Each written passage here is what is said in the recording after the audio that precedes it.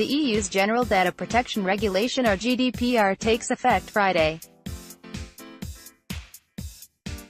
BigStock Photo. For months, companies like Seattle-based mobile payment startup Remitly have been mapping out their entire inventory of user data, updating privacy policies, and building tools to let customers access their personal information, delete it, and move it to other services, all with one date in mind: this Friday, May 25th. Remitly General Counsel Gregory. Remitly Photo, that is when European Union's new General Data Protection Regulation, better known as GDPR, takes effect. For some companies, it's a last-minute scramble, working long hours as the deadline looms. For others, like Remitly, it's the culmination of months of hard work bolstered by the expertise that comes with already operating in a heavily regulated space. Remitly General Counsel Gregory described it as the regulatory version of Everest. He said businesses are in the final quarter mile of a 26-mile marathon, but not just any marathon. It's an Ironman. As soon as we get across the finish line for the marathon, we hop on the bike. GDPR establishes some of the most rigorous data privacy rules in the world. They apply to any company with customers in the EU, which means many American tech companies are spending tons of cash and long hours making sure their products comply with the law. The rest of us are primarily seeing the results in the form of a barrage of emails with updated privacy policies and requests to opt in to share data.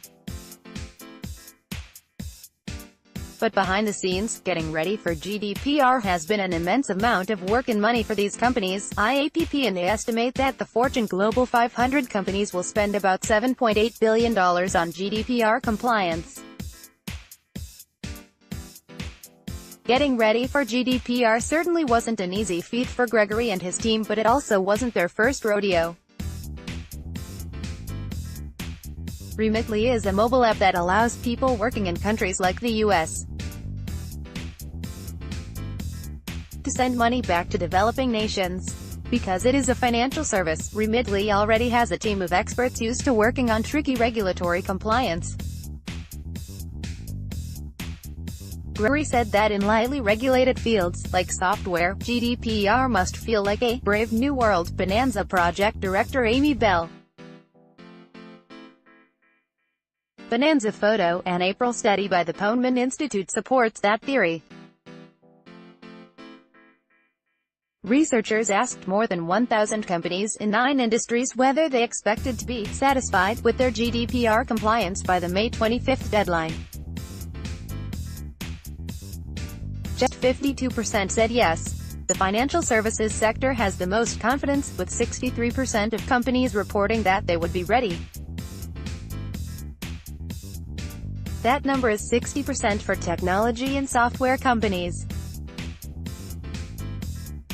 The sector most behind in the race is retail, with just 43% of companies reporting that they will meet the deadline. Amy Bell, a project director for Seattle e-commerce marketplace Bonanza, estimates her team has logged months of collective work on GDPR compliance. High level, I would just say the biggest initial challenge was understanding what the basic requirements of GDPR are, she said. The requirements are pretty dense and full of a lot of legalese, so that was one of the biggest legal challenges, understanding what the requirements were, Bell said. Here are some of the key GDPR requirements that will apply to companies with users in Europe. Companies must build tools that allow users to review their stored personal information. Companies must allow users to delete, correct, or move their data. Companies must notify authorities of data breaches within 72 hours. Companies must acquire affirmative consent or prove they have a lawful basis for collecting user data. Companies that fail to comply with GDPR can be fined up to 4% of their annual revenue or 20 million euros, whichever is greater. That last item is the reason many companies are burning the midnight oil to get compliant by Friday's deadline. To put it in perspective, a 4% fine on Microsoft's 2017 revenue of $90 billion would amount to $3.6 billion. Amazon's 2017 revenue was $177.9 billion. A fine of 4% would cost the company $7 billion. Amazon, which operates the cloud computer juggernaut Amazon Web Services, announced it was GDPR ready in March.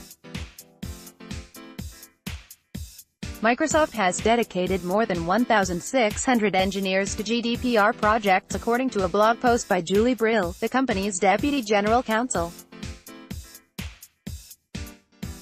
Microsoft is one of several companies that have said they will give customers across the globe access to the GDPR-compliant tools they are building for Europe.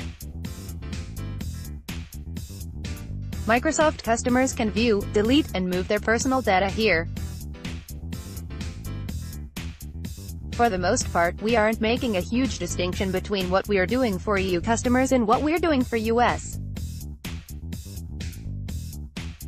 customers, primarily because a lot of the requirements are around transparency and helping people understand what data you're collecting about them and how you're using it, said Bell, Bonanza's GDPR lead. We believe that being very transparent with our customers is valuable. There's another reason some companies are expanding GDPR standards beyond Europe. It can be onerous to maintain dramatically different data use standards across big markets, like the EU and US.